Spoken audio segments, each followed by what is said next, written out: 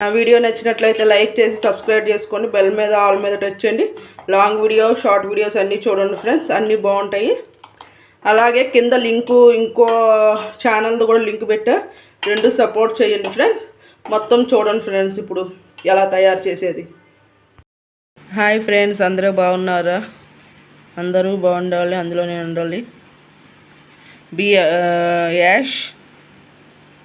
B Ashok Kumar -J1M channel పేరు friends. నా వీడియో నచ్చినట్లయితే లైక్ చేసి సబ్స్క్రైబ్ చేసుకోండి. బెల్ మీద ఆల్ మీద టచ్ చేయండి. లాంగ్ వీడియోస్ షార్ట్ వీడియోస్ అన్నీ వస్తాయి ఫ్రెండ్స్. ఇవాళ ఏంటంటే పాలకూర పప్పు వండుతున్నాను కుక్కర్లో పెట్టి. ఇక ఇప్పుడు ఏమేమి వేసానంటే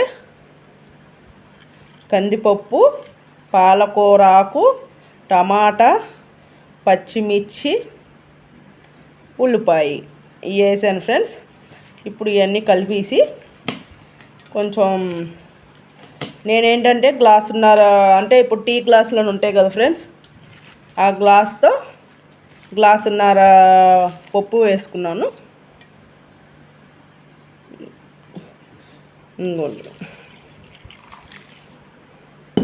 ఇంకో గ్లాస్ పోద్దాము. 2 గ్లాసులు చాలు ఫ్రెండ్స్, ఎక్కువ వద్దు మా మొక్క, ఎందుకంటే ఎక్కువ అయితే మళ్ళీ కుక్కర్ పెట్టినప్పుడు. ఒక 5 విజిల్ రానిస్తాను ఫ్రెండ్స్, అంటే మెత్తగా అయిపోవడం కోసం. నేను మరీ ఫుల్గా పెట్టను, మరీ తగ్గించి పెట్టను, మధ్యలో పెట్టండి. మరీ హై కాదు, మరీ లో కాదు, మీడియంలో పెట్టి ఒక 5 విజిల్ రానిస్తాను. దీంట్లోకి మళ్ళీ కాంబినేషన్ బంగాళదుంప ఫ్రై చేద్దాం అనుకుంటున్నాను ఫ్రెండ్స్. అది కూడా నేను వీడియో పెడతాను, అది కూడా చూడండి. దీంట్లో మొత్తం అన్ని కూరలయ్యే వస్తాయి.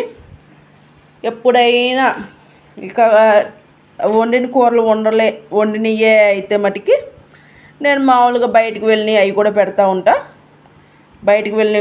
ఉంటాను ఫ్రెండ్స్.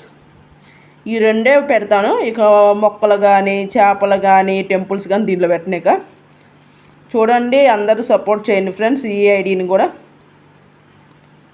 ఇప్పుడు ఇంకో గ్లాసు నీళ్ళు పోద్దాము. అంటే ఇది మునగాలి కదా, మునిగేదాకా అయితే బాగుంటుందండి. ఒక గ్లాస్ పోసా కదా, ఇదిగోండి ఇంకో గ్లాస్ పోసాను.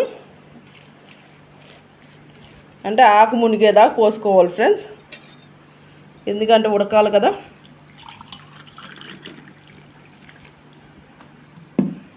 మూడో గ్లాస్ ఇది. ఇంకొంచెం చాలు, ఇక 3 గ్లాసులు చాలు ఫ్రెండ్స్. నేను ఇక్కడికి ఉంటుంది ఫ్రెండ్స్ పప్పు, ఇక్కడికి ఉంటుంది. అంటే ఇది టీ గ్లాస్తో 2 గ్లాసులు అవుతాయి. నేను గ్లాసున్నర వేసాక ఇంత ఇక్కడ పప్పు ఉంటుంది ఫ్రెండ్స్. అంటే 2 పూటలకి చపాతీలోకిను రైస్లోకి ఫ్రెండ్స్. మీరు ఏం కూర వండారో కామెంట్ సెక్షన్లో పెట్టండి. ఇప్పుడు దీన్ని కుక్కర్ పెట్టేసి మళ్ళీ తీసిన తర్వాత తాలింపు వేసినప్పుడు మొత్తం పెడతాను ఫ్రెండ్స్. మొత్తం చూడండి ఇవాళ ఏం కూర వండేది. ఫ్రైది కూడా నేను కూర పెడతాను. అదేంటంటే మామూలుగా పచ్చి ముక్కలో బంగాళదుంపతో కూర వండుతాను చూడండి, అది కూడా బాగుంటుంది. ఇదిగోండి ఫ్రెండ్స్, నేను ఎక్కువ కూడా మంట పెట్టలేదు, చూసారు కదా. ఇలాగే ఉంచి ఇది నేను తగ్గించుంది, చూసారు కదా. ఇదిగోండి తగ్గించుంది.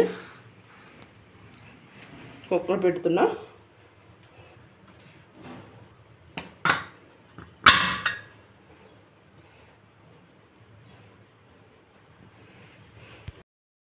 ఐదు విజిల్లు వచ్చినాక తీసాను పప్పు.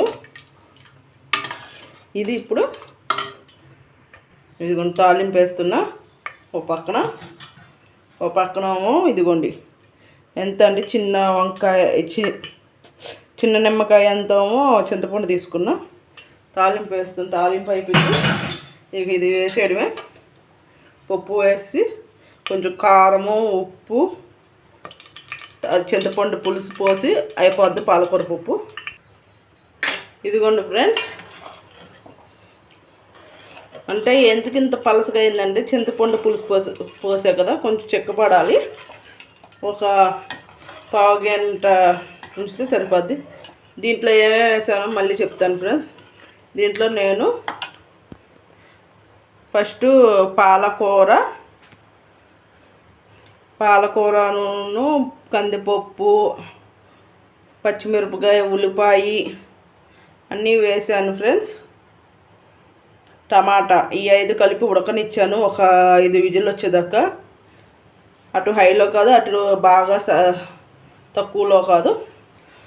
పెట్టిన తర్వాత ఉడకనిచ్చిన తర్వాత అంతలోకి ఇక్కడ చింతపండు చిన్న నిమ్మకాయ అంత చింతపండు నానబెట్టుకొని తాలింపు వేసి కొత్తిమీర, కరివేపాకు వేసాను. ఆ తర్వాత కుక్కర్లోంచి తీసి అది దీంట్లో వేసేసి కొంచెం కల్లుప్పు, కారము వేసాను ఫ్రెండ్స్. చింతపండు రసం పోయడం వల్ల కొంచెం పలసనైంది. ఇంట్లో ఎక్కువ పలసగానే ఉంటేనే తింటారు ఫ్రెండ్స్, చిక్కదనంగా ఉంటే తినరు.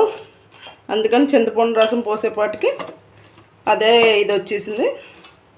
ఇదిగోండి చింతపండు కూడా అయిపోయింది, పోసేసాను. కొంచెం పిండేస్తే అయిపోద్ది.